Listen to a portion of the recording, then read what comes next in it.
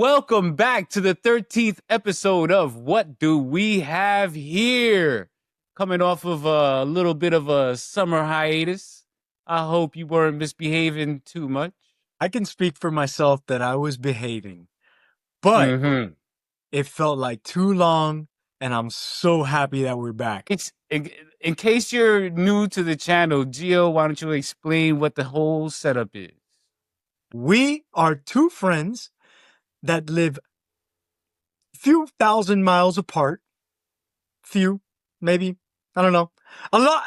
We live far apart, guys. We live really far apart. And the way that we decided to keep in touch and just, entertain ourselves is send each other different collectibles, different toys, different stuff. And we wanted to share it with you all. So here we are with another episode. If you've been keeping up with the episodes, you already know that one week is Gio, the next week is me, and this week happens to be Gio's week. We've been waiting on this one for at least a month, maybe even more. Yeah. Okay? And it's way past due. I'll tell you, man, every time I walk by the boxes, I would look at them and just be like, self-control, self-restraint. I got to make sure. And here we are. So can we finally get to it? I think so. I think you should just grab that first box and just rip into it.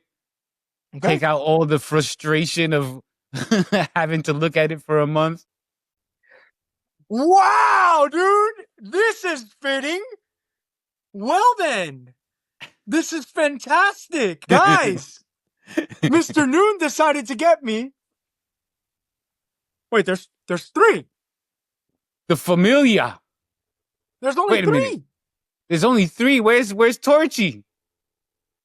Torch is here. Where's Reed? Oh my God, I left it inside the box.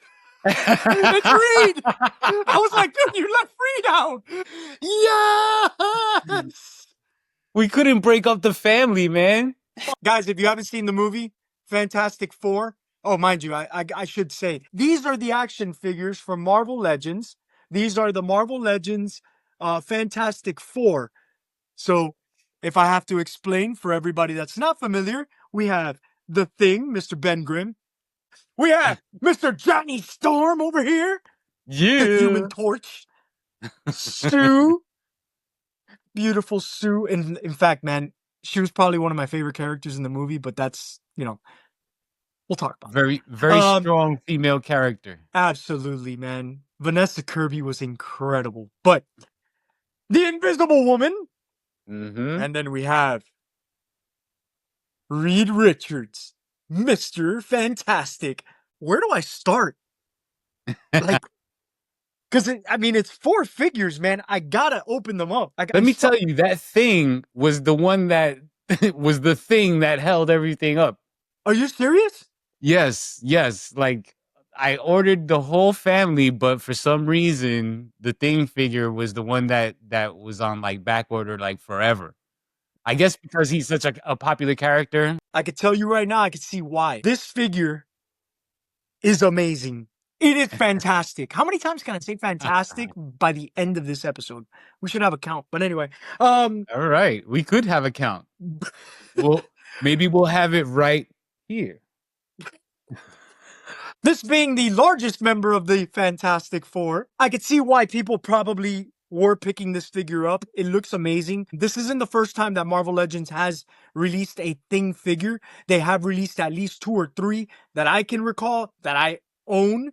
I have the comic book versions, but obviously this is the first time that Marvel Legends has made, well, fact check me down in the comments if anybody knows, but this is the first time that Marvel Legends has created an MCU or movie version of the Thing. Wow. This Thing does not disappoint. I just took a real good look at the ab crunch on him, and I really like the way that they cut it. You got nice ab crunch. He's got full mobility on his arms, legs. You got the little details of the fore on there. Excellent. Guys, again, the movie, they did an amazing job with the costumes. I loved how each costume was different but similar. but different. They Yeah. changed it up and it was amazing. It was Yeah. fantastic. I believe that they were doing a couple of different things with these figures than they have with the Fantastic Four figures of the past. I forgot to mention with the thing, you get two additional hands, so you get two open palms. These are obviously the fists. Bro, it's always clobbering time. As a kid growing up, I remember watching the original Fantastic Four cartoon. I think it was from the 70s or the 60s, Okay. if I'm not mistaken. And man, it just used to get everybody so pumped up. I mean, Marvel's earlier cartoons had some really classic, unforgettable moments. I mean, the theme songs, Spider-Man theme song is still going on to There this you day, go. Yeah. right? It's clobbering time and all that's directly tied into that. That's history right there. Absolutely. And let me tell you, man, the 90s show was no slouch as well. If you ever saw the animated series from the 90s, brother, Mm, that was an amazing, amazing show. I loved how they had so many different cameos. And in fact, that was probably my first introduction to a lot of different villains. Because, again, as we were speaking about a couple weeks ago when we were talking about the movie, or a couple days ago, yeah. um, talking about like the different villains, and I was like, who the hell is this guy, man? And you mentioned it, you were like, oh, it's Psycho Man. I'm like, who the hell is Psycho Man? It was a Fantastic Four character. He was a villain. But yeah, they've had like really, I don't want to say obscure because obscure seems derogatory considering that it's not obscure for Fantastic Four readers, but obscure Right. for just casual Marvel fans. I consider myself right in between casual and, like hardcore fan. The history of Fantastic Four is vast, right? Like you're talking about a group of heroes whose whole job is to go out exploring. So really, I mean, it's kind of like Star Trek. Every single episode, they're gonna go to find something new, run into somebody new, and it's the same thing with the Fantastic Four, right? Because they're a science-based kind of group and they're interdimensionally traveling and traveling through time and all types of different scenarios. I mean, you could imagine that their list of villains is like really, really long. I mean, you got everybody from Galactus to like Nihilus to like the Beyonder, you know? Dragon Man, Mole Man, Every type of man that's out every there, they type of ran into. man. I just opened up Mr. Johnny Storm, the Human Torch. Look at that. Look at the sculpt, man. The face sculpt. Yeah. That looks like him. It's Eddie from Stranger Things. Yes. It's just a blonde Eddie from Stranger Things. This is incredible, man. This is my first time seeing this figure like up close. I've seen screenshots, I've seen, like online, I've seen it, but I had never seen it in person. So this is amazing for me. Like I love it. The Oh, movie dude. was great, man. I really loved seeing the bond between them and actually feeling that it was real. A lot of superhero group movies, they focused on them kind of like forming their bond for the first time and getting a lot of extreme personalities to get to work together to a common goal. But this one seemed a lot more rooted in something deeper. What I really enjoyed is right from the jump, like you mentioned, this wasn't an origin story. They were already established. They had already been around. People love the Fantastic Four. And when you see their bond, because you see it from the outside, you're seeing it as a fan, as a pedestrian in the MCU. You're looking at Yeah, these four and you're praising them. But then when you see their interactions amongst themselves, you realize, damn, dude, they are close. This is a family. Being a yeah. father, bro, this movie really got me in my feels. I look over at my wife 3 minutes into the movie and it was honestly like, yep, my eyes are welling up. Yeah, like I'm getting a little teary eyed. Um, Amazing. There were so many Yeah. moments like that. And that leads me to the next character that caused most of those moments, and that was Sue. So, I'll tell you this much, guys. She really put the movie out there, and ultimately, I think I just don't want to spoil the movie. I'm not gonna say anything, but she was incredible. She was fantastic. Oh, ding. For those of you guys that are not in the know, if you've ever seen the movie Incredibles, I've widely regarded The Incredibles as the first real Fantastic Four movie. The Incredibles was incredible. So yeah, it's good to have a quality Fantastic Four movie out there that correctly depicts their characters. You didn't like the 90s movie? You talking about the where the thing looked like he was made out of Nerf? That one? Yes! You're telling me that one wasn't good? Where the thing looked like a high school mascot? That one? He looked like one of the Ninja Turtles from the live shows. Yeah, yeah. I mean, God bless Roger Corman, right? If it wasn't for Roger Corman, okay, there wouldn't be a lot of things. There would be no James Cameron if it wasn't for Roger Corman. Okay? But that shit sucked. And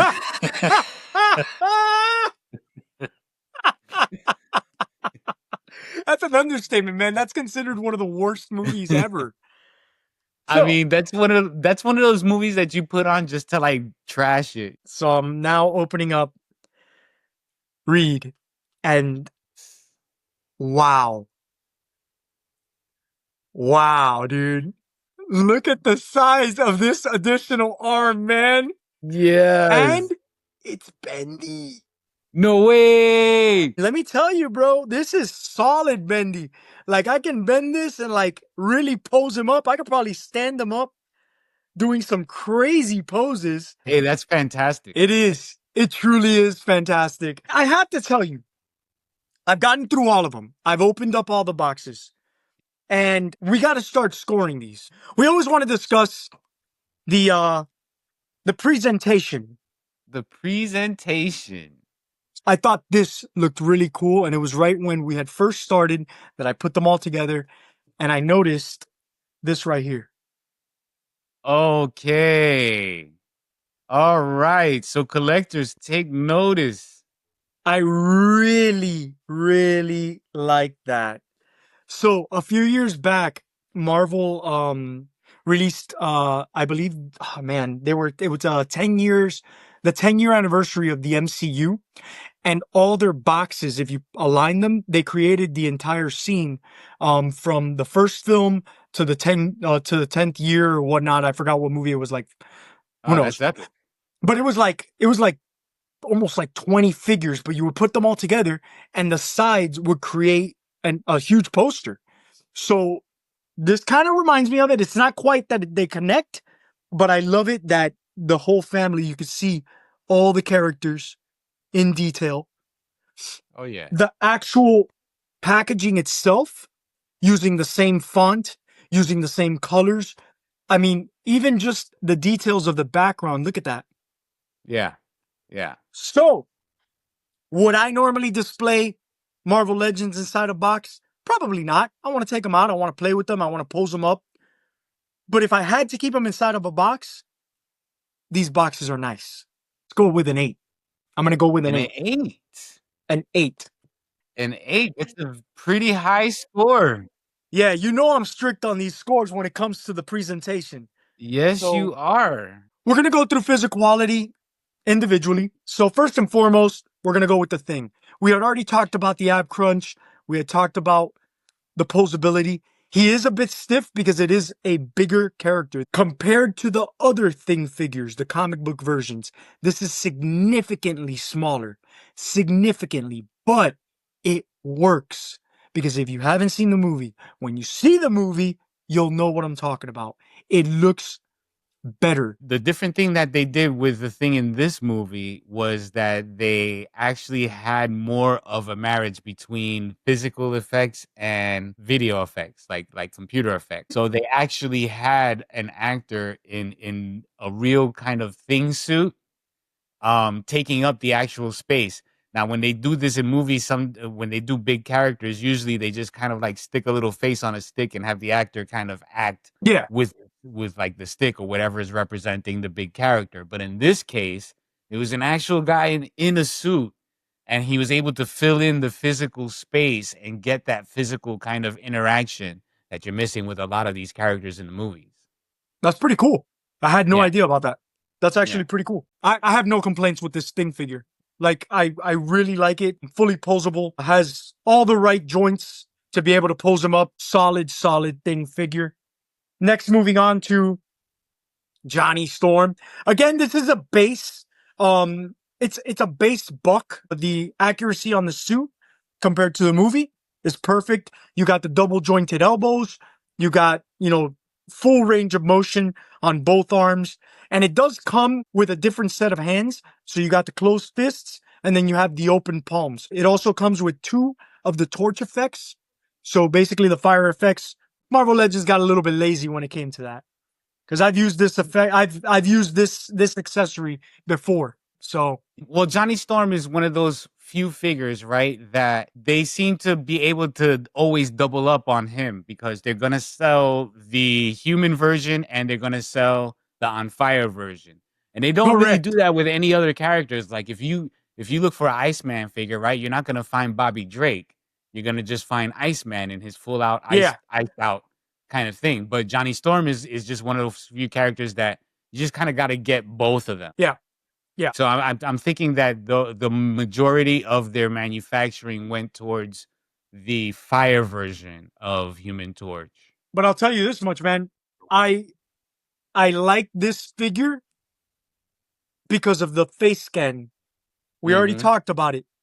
Mm-hmm. Yo, that is I'm sorry, I don't know the actor's name or I don't remember the actor's name, but Hey, don't worry. We will look it up and we will put it right here. thank you so much for that. But yeah, man, this is incredible. This is fantastic. Ding. So next we got Sue. I got to tell you, this accessory, this is a new accessory. Never seen this accessory. Not sure if they've released it with any other figures, but this is actually pretty cool. So it's basically, like her power, and it's stopping several, bullet rounds or, just somebody firing into it. That But is yeah, it really shows it cool. there. And then she does come with this hand, so you can just pop that in.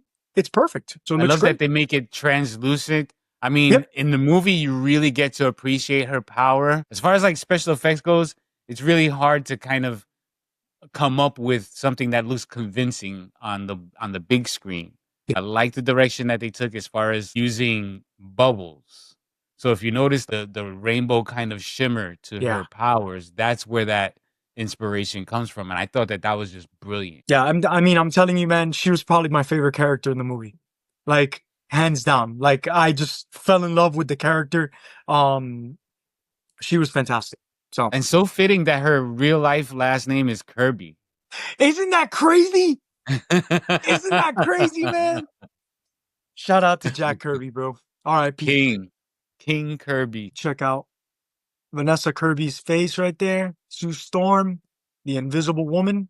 Beautiful. Beautiful paint job too. Not only is the sculpt, but the paint job is really awesome.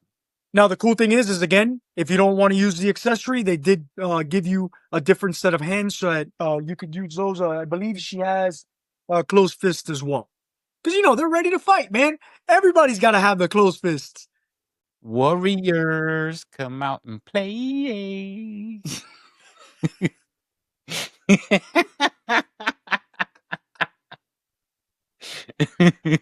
Right over here we have Reed Richards, Mr. Fantastic, solid figure, feels great. I already mentioned the extra hands because it does come with not one, but two stretchy hands. Yeah. He could give the biggest round of applause ever. Now, this is actually cool. This is something I actually like. So it has a larger hand there. You see that? So that works well for a lot of people that like to pose up their figures. I'm sure that you could balance it out and do some crazy looking pose. You could do like a real Jack Kirby kind of photo shoot and do one of those like perspective shots with Yeah, the hand coming at you. There you go. Physicality, physicality. Let's go. I'm going to give them a 9. I'm going to give them A a group 9. score of a 9. Stop. Stop. Got to make an adjustment to my score. Got to make an adjustment because I just saw one little thing that I always try with different figures, with different Marvel Legends, and it upsets the hell out of me that they cannot look up the right way. And guess what? They look up. That looks like he's looking up. So I Yeah. gotta adjust my score. Physicality, let's give it a 0.5. We'll go up to 9.5. 9.5 physicality. Yes. All right. That's fantastic. First of all, I'm so happy that Pedro Pascal is Mr. Fantastic because now I can cosplay as Mr. Fantastic and not have to shave my mustache. That was never an option before. Now it is. Then yeah, that brings us to the happiness index score. I mean, I love the movie. I'm a bigger fan now after seeing this movie. Um, I'm I'm even happier with these figures, man. They're going right up. They're going right up. I'm gonna give this a 10. A 10. Whoa. These figures are fantastic. Got a 8, a 9.5, and a 10. 9.16 top shelf score. These are going right up. Los Cuatros Fantásticos. Brother, this was amazing, bro. This was really fantastic. I have news for you, my brother. There's another Oh, box. that's 4 figures. You have another box here for me? I have another box. This box has nothing to do with the other box. Oh, let's go! Guys, if you've never seen The House of a Thousand Corpses, I highly recommend going to see it. Unless you are under the age of 18 or 17, you have to ask your parents for permission because it is a rated R film and we don't want to send any children to go see this movie. So, disclaimer, guys, 17 or older. With that said, this is badass, man. And if you're an adult that has never seen this movie, shame on you. Okay? Shame. Shame. Especially if you're a horror buff or if you're just a fan of good movies. I mean, come on. This is a cult classic, bro. I mean, anybody that's ever heard Rob Zombie's music or knows about the musician Rob Zombie, the guy was a mastermind. Yeah. His transition to like making films was pretty natural. It seemed like he had a real knack for telling stories visually, not just, with his music. It's not just House of a Thousand Corpses, it's not just Devil's Rejects, it's other projects too, like El Super Beasto. He just made like several out there horror movies. Like, if you've never seen them, highly recommend checking them out. He has an interesting film catalog. But you got to talk about Captain Spalding, Sid Haig, like, you Well, know? here we go. So, the character of Captain Spalding, right? See that there? We're going to get him out of his box here. He was a prominent figure in House of a Thousand Corpses.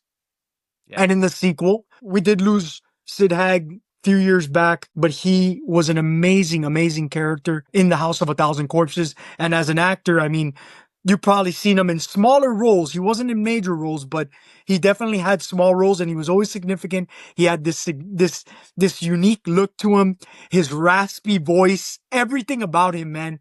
I fortunately got to meet him at a con. He was so cool, man. And this is my first Sid Haig Captain Spaulding figure, man. By far, Sid Haig's Captain Spaulding is the most memorable thing of the whole House of a Thousand Corpses franchise. He is definitely the most tattooed character from that movie. One of the main reasons is because when you look at his face, aside from the face paint, he's a clown, you know? You gotta look at all the details, and I'm glad they captured it in this figure. But if you look up close, Mm-hmm. look at the Mm-hmm. teeth. Yep. His teeth were nasty in that movie. And again, he played, you don't want to call him a monster, but he technically was, man. He was just evil. You got 4 teenagers, they're just going on a road trip.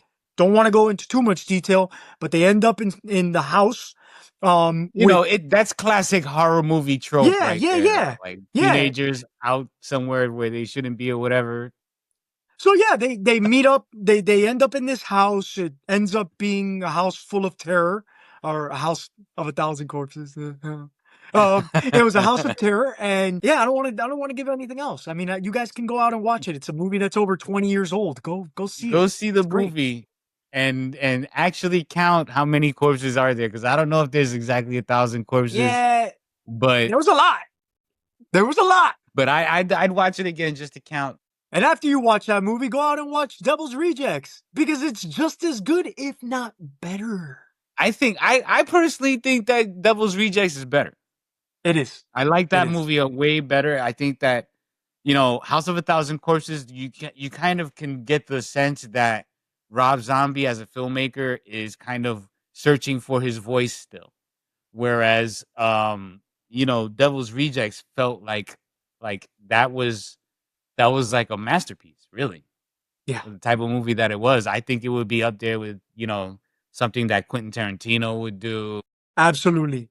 The cinematography in that movie, it took it to a different level. House of a Thousand Corpses, man, is that it's hard to compare it to any other movie because it was so unique. It's almost like he flipped the switch and he said, you know what? Let's get serious. Let's use the same characters, but let's get serious in this version. And Yeah. it was darker, man. It was grittier. It was grimier. I was a huge Rob Zombie fan even before these movies came out. So to see him transition to film that way and knock it out of the park, brother, I was so happy. I'm blown away by this figure. Like, the more I look at it, the more little details I see. So look at the little pin on his coat. It's like, you Yeah. remember that one? Yes, The one that he sir. pulls. Yeah. Yeah. That is awesome. All right. So then let us get to the nitty-gritty. We're gonna start with the presentation. Got to give it a 9. I'm going right off the bat, and I'm going to show you why. This Okay. box gets a 9. So Wow. you want to take this figure out, you want to pose it up, you want to display it. That's fine, but it can definitely stay in this box. It's almost like a DVD or an old Blu-ray box where it shows you everything. That to me is outstanding. All right, so let's get into physicality. First and foremost, this is not a figure that you would play with. This is a figure No. you just pose up, put it on the shelf, and just look at it and enjoy it for what it is. Very similar to Heisenberg from one of the earlier episodes. It came with the hat, the Oh, baton. you can take the hat off. Oh yeah. I thought it was stuck on his head. No. It's a separate hat, man. That is cool. He has absolutely no articulation on his legs. So don't bother trying to pose him up like if he's about to run or anything like that. It's fine. Half the time in the movie, he's standing behind a counter. So that doesn't matter. But because we have to rate the physicality, his arms are fully articulated. Even though the coat, which is something separate from the actual, yeah, it's separate. That is You know? cool. That's an awesome feature. I love that. When it comes to physicality, I gotta be strict. I gotta be strict, but I can't be too strict, man. Because the amount of details that they got on this figure, just on the face alone, the face sculpt, I gotta give this a 9. A 9.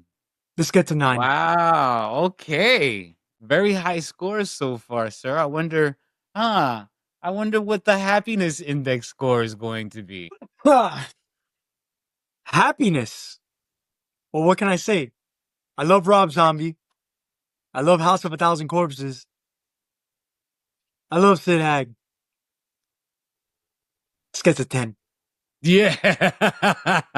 It gets a 10. There's no question about it. This is going right up on the shelf, man.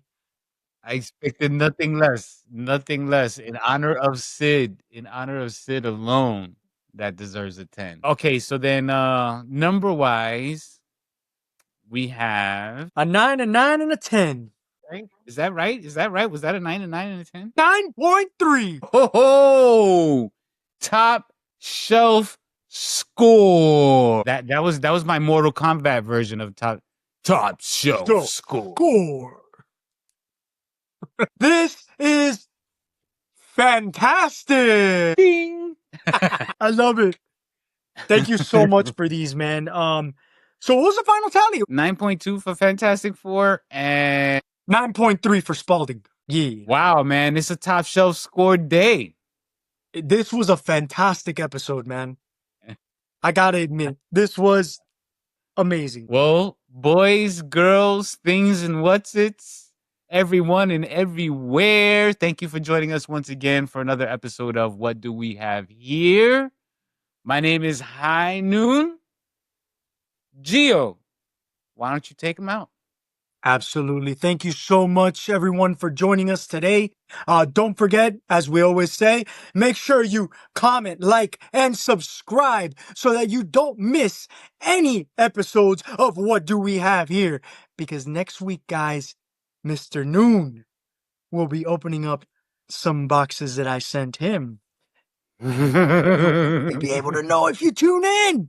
So we hope to see you next week. Hey, have a good one, guys.